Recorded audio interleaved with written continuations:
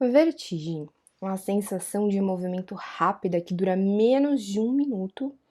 Vem rapidinho um zumbido ou um incômodo com sons, ou só tontura rápida. Essa tontura é geralmente espontânea. Dura segundos, mas acontece várias vezes ao dia e aí várias vezes durante a semana e talvez por meses. Já sentiu algo parecido com isso? Hoje o vídeo é sobre paroxismia vestibular. Se você não sabe o que é paroxismia vestibular, fica tranquilo que você vai entender tudo nesse vídeo aqui. Segue comigo até o final. Meu nome é Daniela, sou médica otorrinolaringologista formada pela USP e atuo principalmente em distúrbios do equilíbrio, tratando as tonturas, labirintite e zumbidos. E essa doença de hoje pode trazer os dois sintomas: tontura, zumbido e um terceiro sintoma que a gente chama de hiperacusia, ou seja, incômodo com sons em volume normal. Essa doença foi primeiramente descrita em 1975, pouco tempo atrás, né? Que o médico que descreveu contava de uma compressão neurovascular em pacientes do oitavo par craniano. Oitavo par craniano, calma, vamos comigo. Nós temos vários nervos que saem do crânio e nervam algumas coisas na nossa cabeça. Um deles, o oitavo par craniano, vestíbulo coclear, é o que manda um ramo para a cóclea e um ramo para o labirinto. Então ele inerva a cóclea e o labirinto. Então ele traz a informação e leva a informação de volta. Compressão neurovascular quer dizer que esse nervo que está ali passando tem vários vasinhos próximo a ele. E pode ter um vasinho que está bem próximo, apertando esse nervo, pulsando ali em cima do nervo e removendo a capinha do nervo. Quando isso acontece, quando o vaso pulsa diretamente do nervo, o paciente pode sentir aí a crise de tontura ou até mesmo um zumbido e uma hiperacusia junto. E aí é uma tontura tipo sensação de movimento, meio que tudo rodando rápido, que dura bem rapidinho. Ela dura no máximo um minuto, e esse é um critério aí, inclusive, para o diagnóstico dessa doença. Se é uma tontura que dura horas, que dura dias, não é paroxismia vestibular, mas essa tontura ela pode acontecer várias vezes no mesmo dia. Então, uma pessoa pode ter 5, 10 crises no mesmo dia e a tontura sendo rapidinha. Inicialmente, quem falava sobre isso lá em 1975 e de novo em 1984, quando um outro neurocirurgião falou sobre o assunto, eram neurocirurgiões. Isso não era algo que nós que estávamos na otorrino ouvíamos tanto falar. E por isso que muita doença eu ainda acho que a gente ainda tá para descobrir coisa e ainda integrar a medicina que acabou ficando meio que desmembrada e cada um olhando a sua parte. Mas a pessoa não é uma parte, né? Ela é um corpo todo que tá integrado, que se conversa.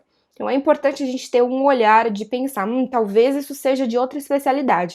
Vou pedir ajuda para esse colega, vou encaminhar o paciente, vou mandar uma carta falando os meus achados, perguntar se ele, dentro da área dele, tem alguma possibilidade diagnóstica. Então, assim, é importante a gente ter essa conversa entre especialidades. Não é sempre o otoneurologista, sendo ele ou otorrino ou neurologista, que é a pessoa que vai ser responsável pelo tratamento de um paciente com tontura. A gente tem que primeiro desvendar qual é a causa dessa tontura. E tem tontura de origem cardiológica, neurológica, otorrinolaringológica, metabólica. E o metabólico, por exemplo, uma diabetes gerando tontura. Quem que trata? O endócrino. A gente pode até acompanhar para avaliar se realmente vai ter melhora, vai ter uma boa repercussão no equilíbrio dessa pessoa, mas primordialmente, nesse caso da diabetes, seria o endocrinologista.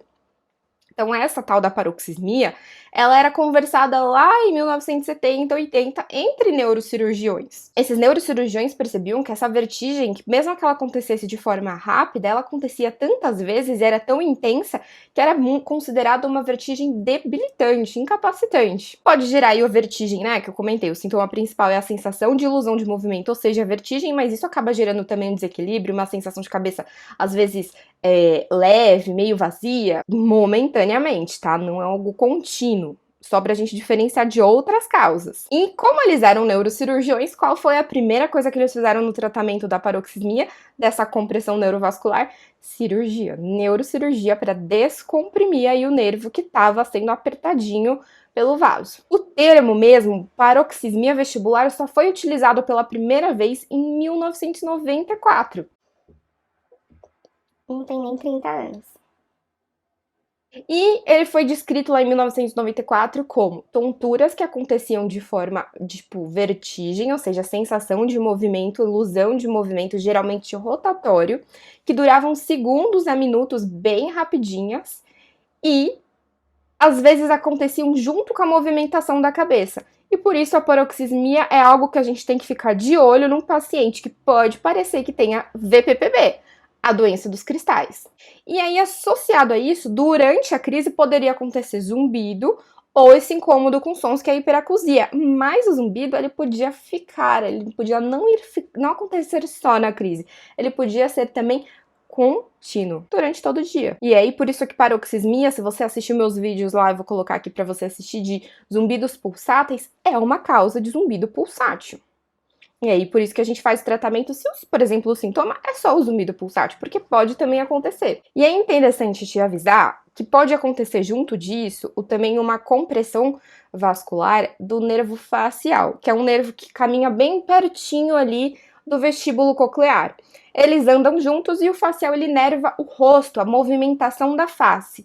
Ou seja, um sintoma que pode vir junto se acontecer a compressão desse nervo é espasmo na face. Então, se você conhece alguém ou você sente uma tontura que tem espasmos na face, essa tontura vem rápido, é curtinha, é uma sensação de ilusão de movimento, uma vertigem, às vezes vem junto com um zumbido rápido, ou tem um zumbido que tá sempre ali com você, e o seu zumbido por acaso ele é ou pulsate ou parece uma máquina de datilografia, fica alerta para paroxismia e conversa sobre essa possibilidade com o seu médico. E aí, como é que é feito o diagnóstico da paroxismia vestibular? Então, a gente, que nem no Meniere, no vídeo de Meniere eu falei, a gente tem dois tipos.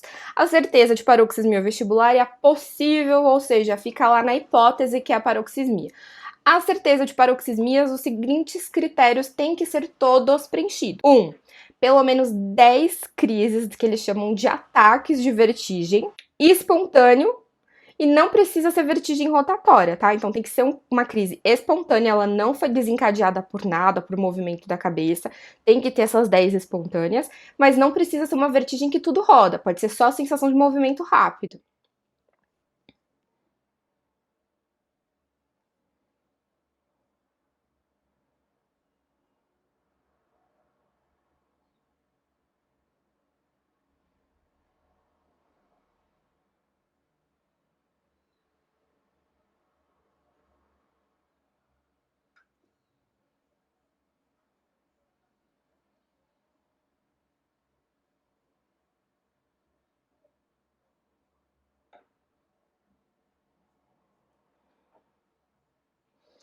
A duração dos ataques, das crises, tem que ser menor que 1 minuto.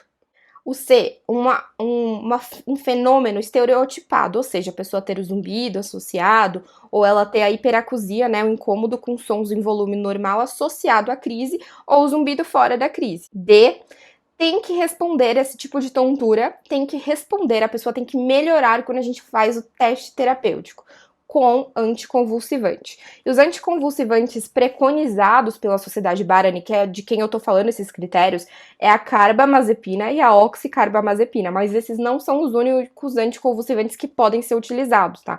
Tem um estudo aí rolando nesse momento sobre o uso de gabapentina, que também é um anticonvulsivante no tratamento desses pacientes com paroxismia. E como critério que existe em quase todos os tipos de doença vestibular não é melhor explicado por nenhuma outra doença.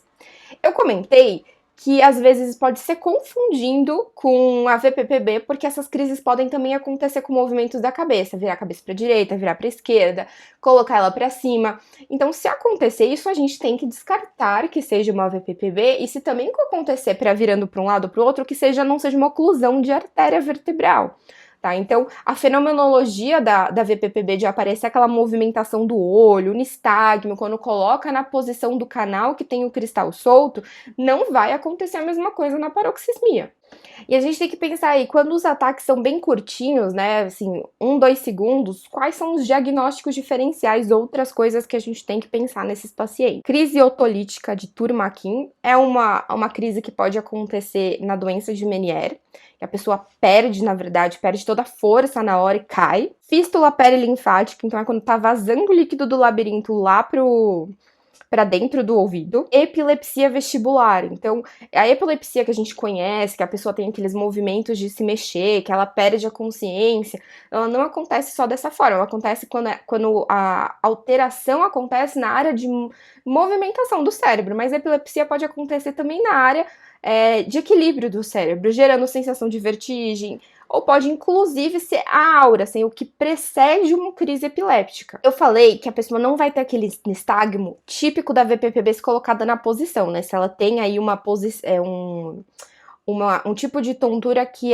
acontece quando ela mexe a cabeça, mas na paroxismia também pode acontecer o movimento do olho, tá? Então pode acontecer um nistagmo, mas isso não é critério, isso não acontece em todo mundo. A gente sempre examina, sempre pesquisa se tá acontecendo. Nistagmos a gente sempre examina em todos os pacientes. Se você não sabe o que é nistagmo, eu vou deixar aqui um videozinho mostrando um tipo de nistagmo, que é o olho batendo para um lado. O olho pode bater para um lado, para cima, para baixo, torcer, rodar. E eu sei que isso pode parecer muito louco, mas isso acontece porque o olho, os músculos que movimentam o olho são conectados com o labirinto, são conectados com o cérebro. Então, né, pra gente faz sentido, mas talvez pro paciente, pra quem tá buscando informações, isso seja bem bizarro, bem maluco, mas não é maluco não, tá? Isso acontece mesmo. E aí os diagnósticos de provável paroxismia vestibular. Número 1, pelo menos 5 crises, 5 ataques de vertigem.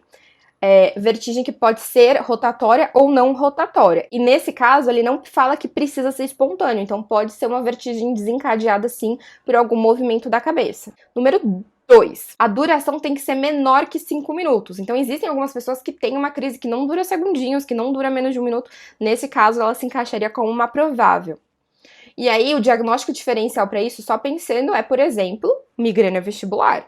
Critério 3, ser espontâneo ou provocado por certos posicionamentos da cabeça. O D é aquele fenômeno estereotipado de zumbido contínuo ou zumbido durante a crise de tontura, ou sensação de incômodo com os sons, a hiperacusia. E como sempre, não é melhor explicado por nenhuma outra doença. Então isso é a paroxismia. O tratamento da paroxismia é o que tá falando lá no critério da paroxismia de certeza, que é a resposta à medicação, o anticonvulsivante. Esse é o tratamento para paroxismia que a gente tem no momento, né, o anticonvulsivante. A carbamazepina é um anticonvulsivante às vezes mais difícil de tolerar, trazendo mais efeitos colaterais. A gente tem que estar monitorizando alguns exames de sangue do paciente, não é tome o exame e tome o remédio e nunca mais volte. Tem que fazer um acompanhamento próximo.